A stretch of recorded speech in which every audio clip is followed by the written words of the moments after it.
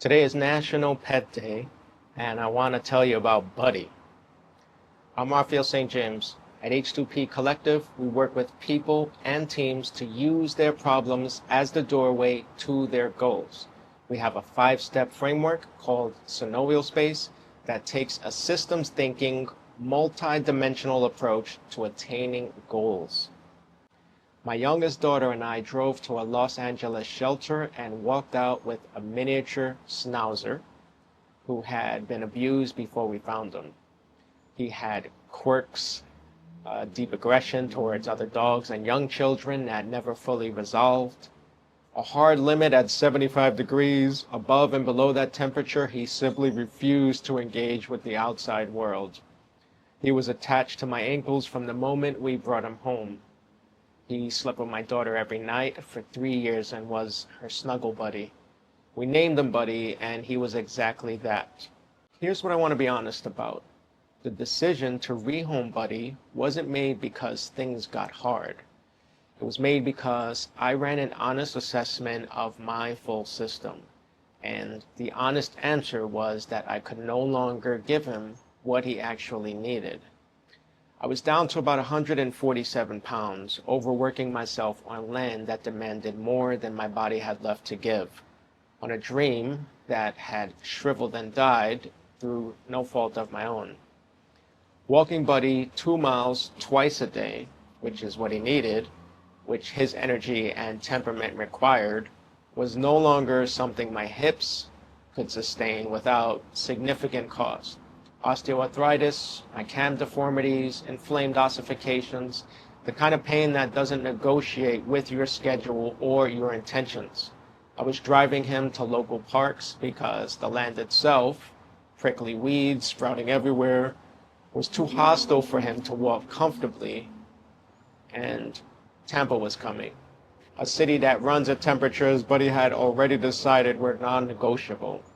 A downtown apartment without the space his needs required.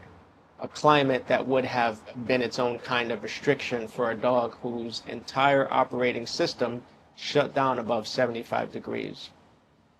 The honest assessment wasn't, "This is too hard for me." It was, "This container is no longer the right one for him." And the most loving thing I could do was find the container that was.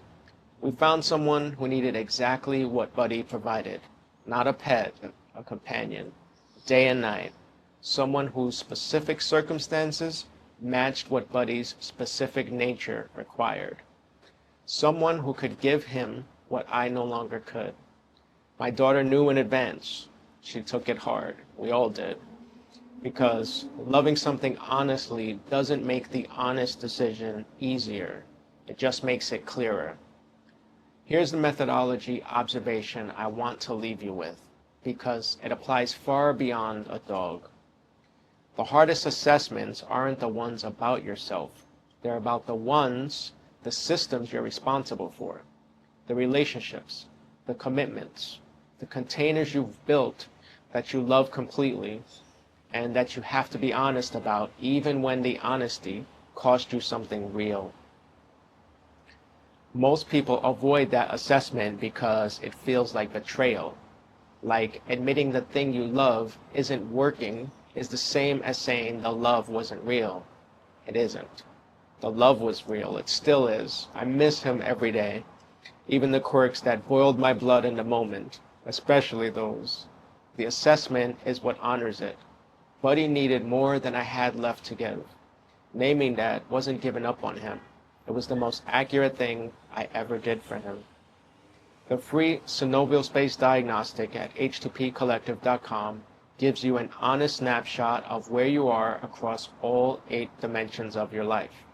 But a snapshot on its own is just data. What turns it into a roadmap is the conversation, your goals, your results, and the insight Liz and I bring to both. That's where we find the one change that creates movement everywhere else. Take your goal, start with the diagnostic. That's the first step. Today is National Pet Day. The animals that chose us as much as we chose them. The ones that asked nothing except presents and gave everything in return.